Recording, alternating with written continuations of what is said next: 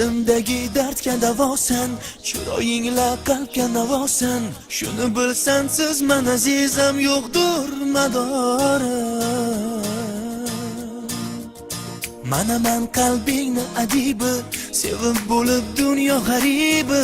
O'zing aytgin menga azizam bormi bir chora?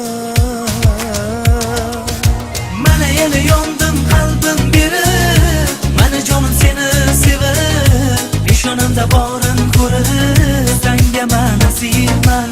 Toki jonim borsanki dard mani, yonimga kelolmas hali, hech kimga bermayman seni, senga men asirman.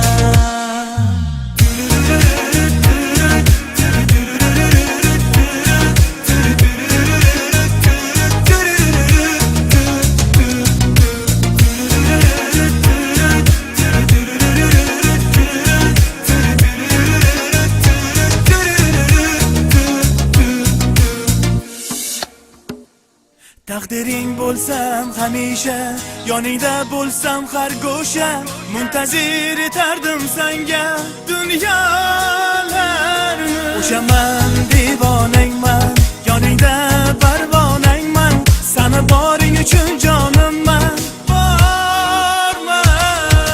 Mana yana yondim qalbim berib, mana jonim seni sevib, peshonamda borin ko'rib, senga men asirman. Toki jonim borsanki dard mani, yonimga kelolmas hali, hech kimga bermayman seni, senga men asirman.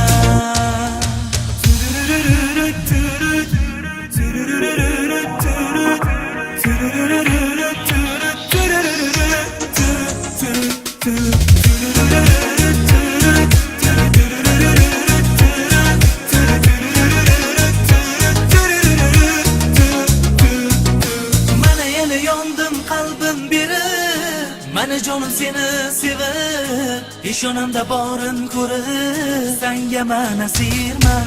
Toki jonim borsanki dard mani, yonimga kelolmas hali, hech kimga bermayman seni, senga men asirman.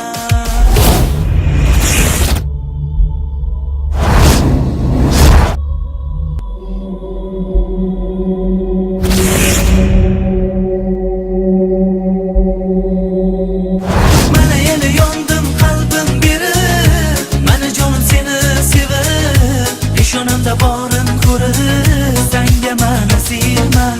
Toki jonim borsanki dard mani, yonimga kelolmas hali, hech kimga bermayman seni, senga men asirman.